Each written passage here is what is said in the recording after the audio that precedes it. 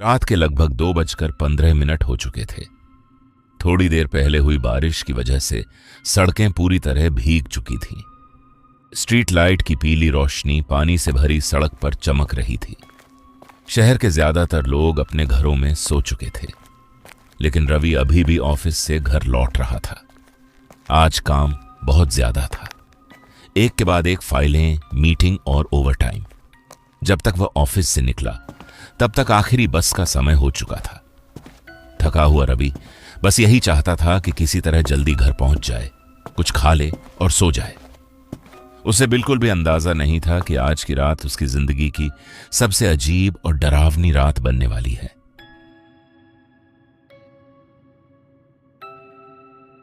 यार बस जल्दी आ जाए बस। कुछ ही सेकंड बाद एक पुरानी बस धीरे धीरे बस स्टॉप के सामने आकर रुक गई। पहली नजर में सब कुछ सामान्य लग रहा था, लेकिन अगर कोई ध्यान से देखता तो उसे एक अजीब बात जरूर दिखाई देती। बस के आगे कोई रूट नंबर नहीं लिखा था। आमतौर पर हर बस बताती है कि वह कहां जा रही है, लेकिन इस बस पर कुछ भी नहीं लिखा था। लेकिन थकान इंसान से बहुत सी चीजें नजरअंदाज करवा देती हैं, और रवि ने भी वही गलती की। बस के अंदर बहुत ज्यादा लोग नहीं थे, कुल मिलाकर 4 यात्री बैठे हुए थे। एक बूढ़ा आदमी खिड़की के पास चुपचाप बैठा बाहर देख रहा था।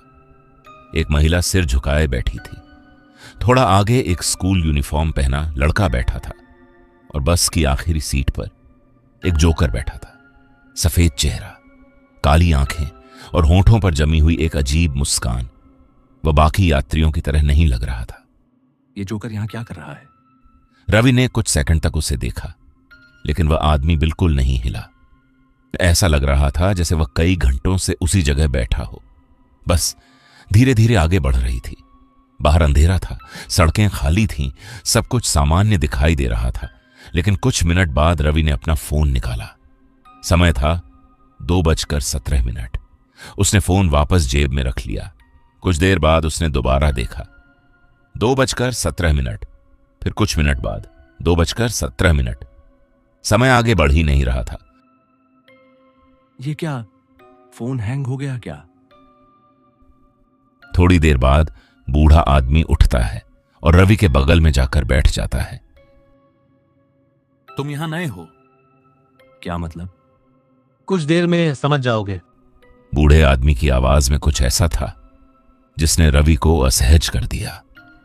ऐसा लग रहा था जैसे वह कोई ऐसी बात जानता हो जो रवि नहीं जानता। बूढ़ा आदमी वापस चला जाता है। रवि खिड़की की ओर देखता है। जब रवि थोड़ी देर बाद वापस देखता है तो वो बूढ़ा आदमी बस में नहीं था।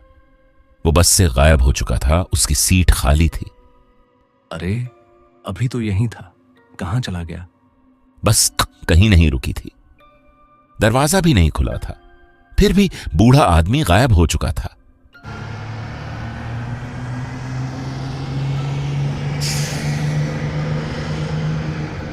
थोड़ी देर बाद स्कूल वाला लड़का भी रवि के बीपीएस जाकर बैठ जाता है।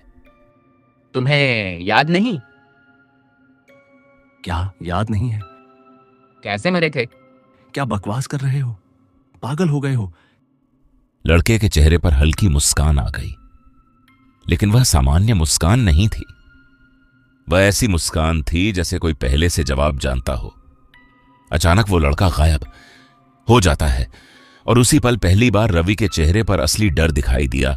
घबराकर रवि ने स्टॉप बटन दबाया, फिर दोबारा दबाया, फिर बार बार दबाया, लेकिन बस नहीं रुकी।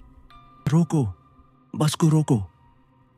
उसे पहली बार महसूस हुआ कि शायद वह इस बस से उतर नहीं सकता। थोड़ी देर बाद वो बुढ़ी औरत भी बस से गायब हो जाती है।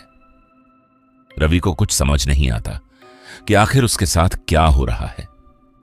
रवि को सबसे पीछे बैठे हुए आर्ट द क्लाउड उस जोकर पर शक हुआ, क्योंकि पूरी बस में सिर्फ वही एक ऐसा यात्री था जो कभी अपनी सीट से नहीं उठा, जो कभी कुछ नहीं बोला, और जो लगातार रवि को घूर रहा था। कौन है तू? बस के सभी लोग कहां गए? क्या किया तूने उनके साथ? क्लाउड रवि के किसी भी सवाल के जवाब नहीं देता, बस उसे एक टिकट देता है जिस पर लिखा था फाइनल डेस्टिनेशन, आखिरी मंजिल अब डर घबराहट में बदल चुका था। रवि तेजी से बस के अगले हिस्से की ओर भागा। उसे उम्मीद थी कि ड्राइवर उसे बताएगा कि आखिर हो क्या रहा है, लेकिन वहां कोई नहीं था। ड्राइवर सीट पूरी तरह खाली थी। रवि बार बार ड्राइवर को आवाज लगा रहा था, ड्राइवर, ड्राइवर, पर कोई जवाब नहीं आया। फिर भी बस लगातार आगे बढ़ रही थी, जैसे उसे किसी मंजिल तक पहुंचना ही हो। पर रवि ने जिसे ही पीछे मुड़कर देखता तो सभी यात्री वापस आ गए थे, पर वो बुरी तरह घायल थे, जैसे कि उनका एक्सीडेंट हुआ हो। हम वही हैं जो कभी घर नहीं पहुंच पाए, जैसे तुम। नहीं, मैं जिंदा हूं। रवि अपने ही शब्दों पर विश्वास करना चाहता था, लेकिन अब उसके आसपास की हर चीज एक अलग कहानी बता रही थी। तभी आर्टहेड क्लाउड उसके सामने आता है और उसका हाथ पकड़ता है, और तभी उसकी यादें लौटने लगीं। उसे याद आया कि जब वह सड़क पार करके बस स्टॉप की ओर जा रहा था, उसकी नजर फोन पर थी।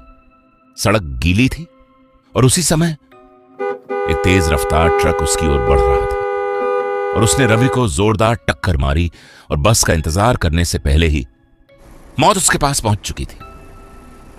अचानक बस रुकती है, बस के सभी यात्री नीचे उतरते हैं, आर्टहेड क्लाउड खड़ा होता है। अब रवि सब समझ चुका था। यह बस कोई सामान्य बस नहीं थी, यह उन लोगों की आखिरी सवारी थी जो अपनी मंजिल तक पहुंचने से पहले ही दुनिया छोड़ चुके थे। रवि उस बस को देखता है। धीरे धीरे वो बस धुंध में गायब हो जाती है। कुछ लोग घर पहुंचते हैं, कुछ लोग अपनी मंजिल तक, और कुछ एक ऐसी बस में सफर करते हैं जिसका नंबर कभी लिखा नहीं जाता। Thanks for watching.